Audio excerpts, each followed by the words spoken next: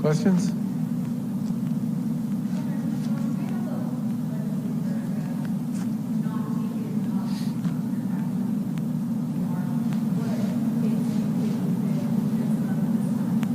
Well, first of all, they have taken up some of our tax relief proposals, and while there are varying versions of a number of these different ideas, there are varying versions of basically all of these that have been filed by both Republicans and Democrats. And as I was leaving the Heinz last night, I had several folks in the legislature sort of tap me on the shoulder and say, that's very similar to the proposal that I made. I think there's a lot of interest in some of these proposals because they are designed to do two very simple things. One is provide some tax relief to some people who I think most people would agree would benefit from it. And secondly, to deal with some very significant issues that play into our competitive position at a point in time when a lot of people are figuring out that they can live and work practically anywhere. And there are a lot of Dems and Republicans who support a variety of these proposals, some different than ours, but basically, conceptually, I think there's a fair amount of interest in this. How is the estate tax tied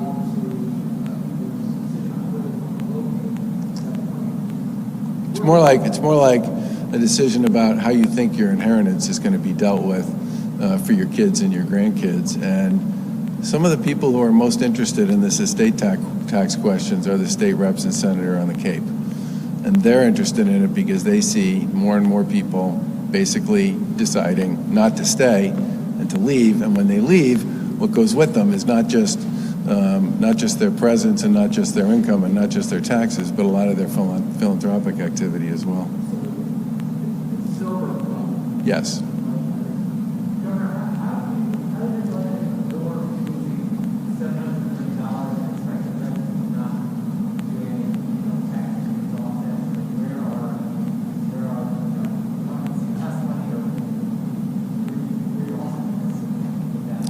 I'm going to let Mike take a crack at this, but the bottom line was when we worked our way through agency budgets and built our bottom line and then worked with the legislature to figure out what the tax number would look like, people felt pretty comfortable that this was not only affordable but doable in the context of other spending initiatives that we were pursuing. There are a significant number of pretty significant increases in a variety of very important areas in education and behavioral health, in health and human services, and local aid. I mean, there's a lot of support for a lot of parts of state government here that matter. Do you want to take a run at that one? First of all, on taxes are not a zero-sum game. And the recovery, and it has, we were always working to work with the most vulnerable here in Massachusetts, but the recovery has really been felt in a positive way with tax receipts, whether it's income, whether it's sales, whether it's corporate.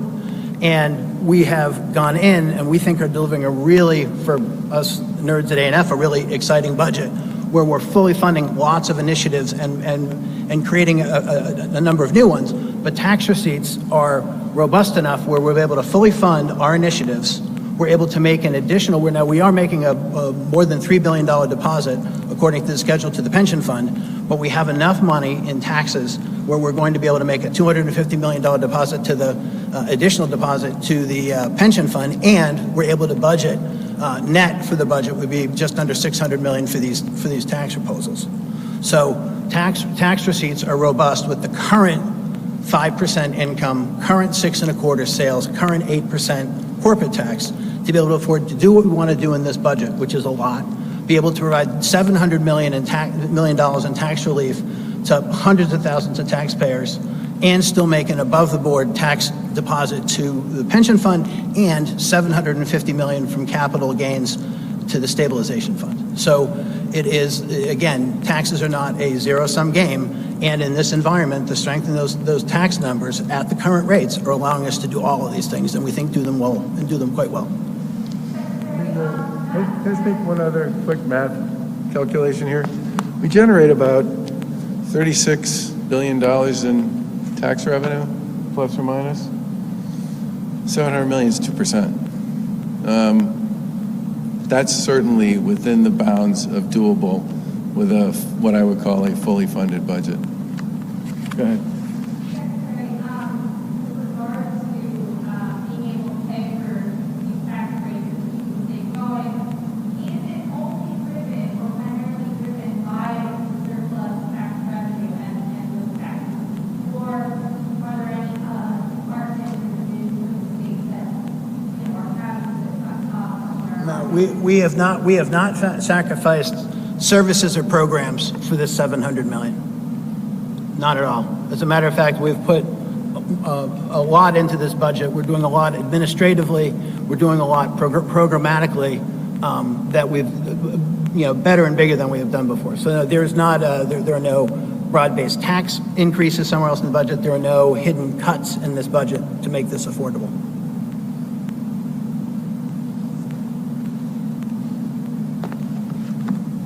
Yeah, go ahead. About the inclusion of the federal tax adjustment. Which one? I'm sorry.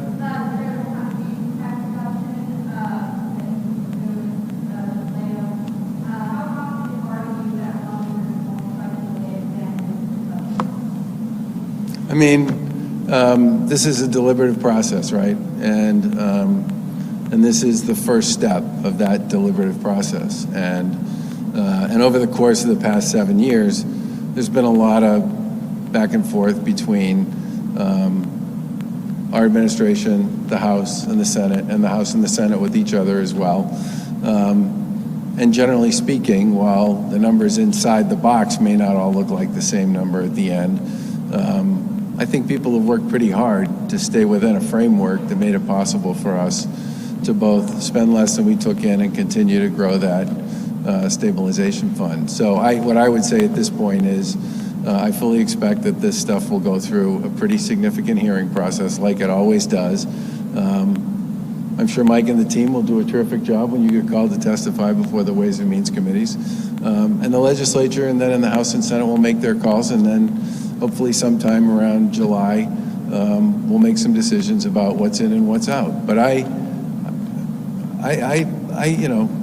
if you count the time I was A&F secretary in this is my 12th budget, and the process, generally speaking, is one where there's a lot of push and pull that takes place because the tax number, for example, maybe it changes between now and June. Some of the issues about the run rate on spending in the fiscal year we're in, maybe that changes between now and the time we get to June. There's a lot of things that usually happen along the way here, and that's just part of the process.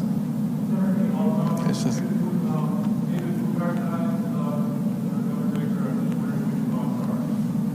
so David Mugar and his family's fingerprints, footprints are all over many philanthropic activities of one kind or another across the Commonwealth for literally decades, and many of them are things most people don't know about because, generally speaking, a lot of the family foundation work and a lot of the work that he did in that space never really got a heck of a lot of publicity about it. I found out about a bunch of it almost by accident.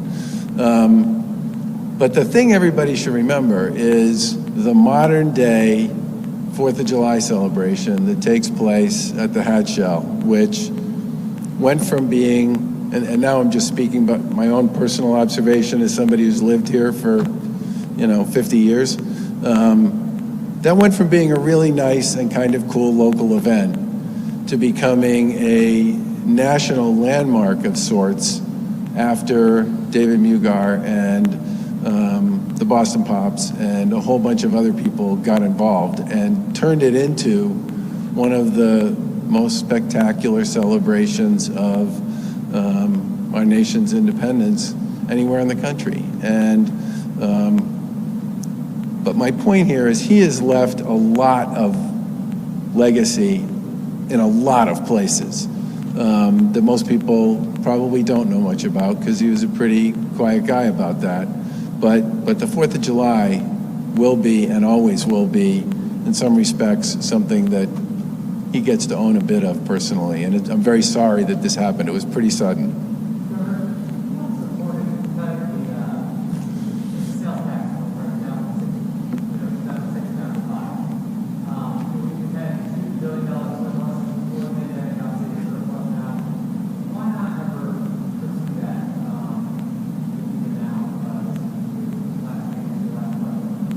Well, a couple things. First of all, I tried to get a 2-month sales tax holiday. That didn't go very far. I want to work on tax proposals that I think are worthwhile and important, and I believe have the possibility of making it through the process. And as I said, I think the tax proposals we're making today, the tax cuts we're making today, deal with both fairness issues and competitive issues. And they're things that many Democrats and Republicans in the legislature, in one form or another, have already talked about and filed and engaged on. And as I said in my remarks last night, the last 2 years have been pretty tough on a lot of the populations we're looking to help here. And I'd love to see the legislature take them seriously.